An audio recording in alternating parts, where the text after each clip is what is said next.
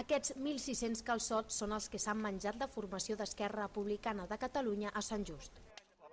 El grup local ha aprofitat aquesta calçotada per llegir el seu manifest envers el Dia Internacional de les Dones, celebrat el passat 8 de març. En una situació de desigualtat de gènere, l'administració local té en les seves mans eines que afavoreixen aquesta igualtat. Una d'aquestes propostes podria ser, per exemple, que en la borsa que hi ha a nivell municipal de treball, doncs les dones tinguessin una certa prioritat a l'hora de poder escollir en segons quins àmbits laborals per fer augmentar la inserció laboral de les dones. De fet, hi ha moltes línies que Esquerra proposem a nivell d'actuació municipal. No?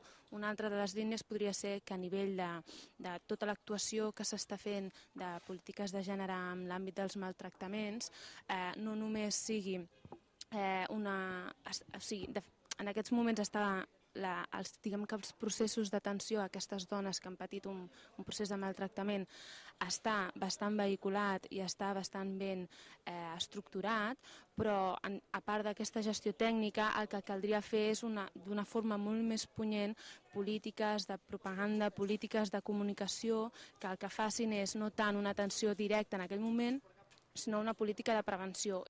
A més, en un marc de crisi econòmica són els col·lectius dels nouvinguts o les dones els que més pateixen aquesta situació. Les franges de població que encara no han passat prou anys perquè tinguin prou recursos per situar-se en pla d'igualtat, doncs com molt bé dius, els nouvinguts, la franja de dones, o aquesta franja nova de persones que s'estan trobant entre 45 i 55 anys havent de buscar una feina gens relacionada al que han estat fent fins a dia d'avui.